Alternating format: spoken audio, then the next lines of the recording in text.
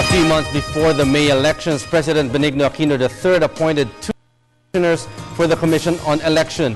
Former Ambassador and Justice Undersecretary Macabangkit Lanto and election lawyer Bernadette Sardillo. The two replaced Commissioners Sarmiento and Velasco, who retired February 2, and the two will play a major role in ensuring clean and honest elections. But is there enough time for them to prepare for the conduct of the polls, and is the polls body on target with its preparations? How is the campaign shaping up? Joining us tonight is Mr. Ramon Casiple, Executive Director of the Institute for Electoral and Political Reforms. Good evening, sir. Good evening. Sir, the President's appointment of two new COMELEC commissioners, they are former Ambassador Lanto and election lawyer Bernadette Sardillo.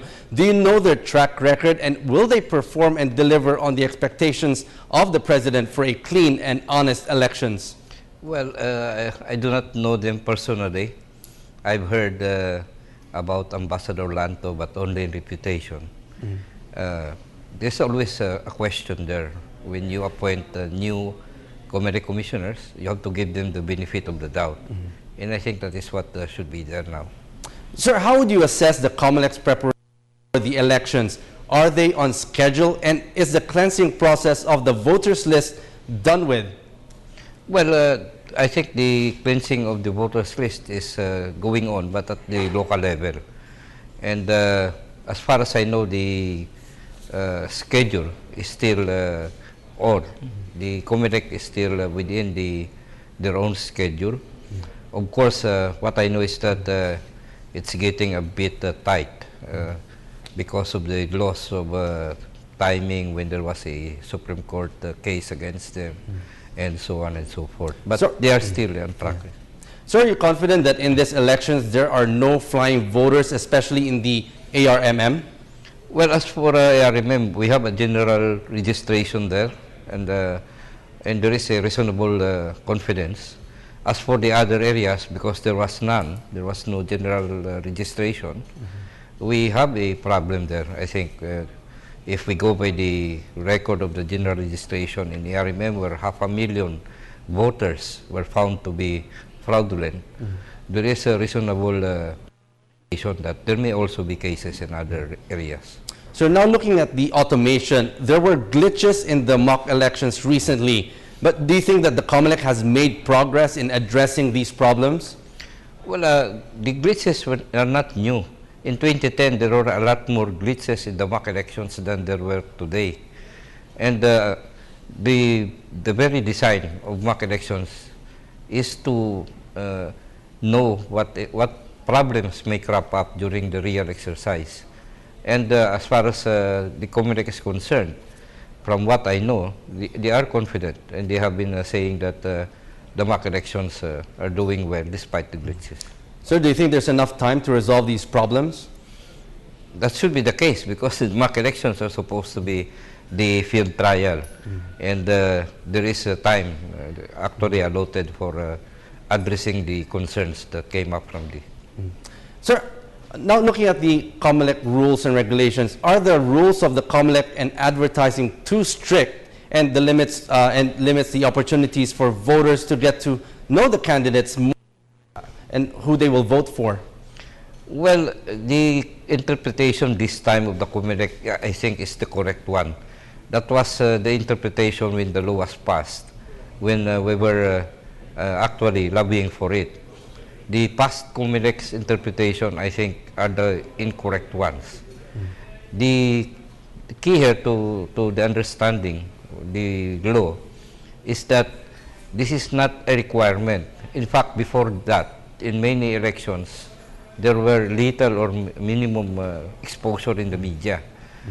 The question now, of course, is that we are using media because that is what is practical now, but there is no question here of freedom of expression, etc. The arguments that are being used. The voters can also access the information from other means. Sir, do you think this time round that there are more programs to educate our voters on how to vote, the processes, and also how to actually look at who they're voting for? Well, that's noticeable. 5 years ago or 6 years ago, the voter education aspect of programming was not felt. But in the last two elections since 2010, and I think in this election, we have the conscious effort of the media to do voter education. So now looking at the Senate race, how do you see this shaping up? Team Pinoy, based on the last SWS survey, has the edge in the Magic 12. It's 9-3 in their favor. Do you think that this trend will continue? What is your reading? Well, as far as I'm concerned, it's still too early to say that the trends that you see in the surveys are the real trends that you will see in the election day. The voters, I think, are only starting to make serious decisions on their choices. So the purpose or the worth of the trending today is not really to know who will win or lose in the elections.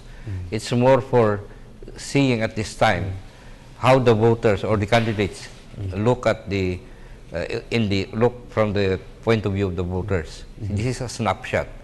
But at this point in time, poll is still the name of the game, not really the deeper basis for choice. So now looking at UNA, do you see them changing their tone in the campaign since they're not really considered as an opposition party? I think that's the problem. That's the dilemma that they have been facing from day one of the campaign, that they could not articulate well and connect with the voters because of the ambivalence in their position. When they criticized, for example, the Team Pinoy, they found themselves against the president directly when they don't want to be seen in that light, because they already have a public position that they are running not against the president but the Liberal Party. So in that case, the question of a real opposition or not a real opposition became a dilemma. So during these elections, the results may actually produce more dynasties winning. How do you think we could educate our people more to consider other choices? Well, I think it's not the people that is the problem here.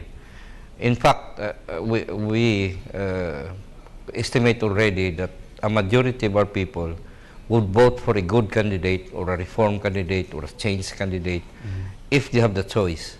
The problem now lies in having candidates who can be alternatives. At this point in time, most electoral posts are being contested with the same traditional politicians. And so a final word from you, sir, advice to our voters? Well, there's only one advice I can give you. The proper frame of mind when you choose a leader or a candidate is, sabi nga ni Presidente, kayong boss. Meaning, you are an employer trying to find the right employee. So job description is very important, and the qualifications for the job of a mayor, of a governor, or a senator is very important, and the voters should proceed from this. Okay, on that note, thank you very much for joining us tonight on NewsLive. That was Mr. Ramon Casiple, Executive of the Institute of Electoral Reforms.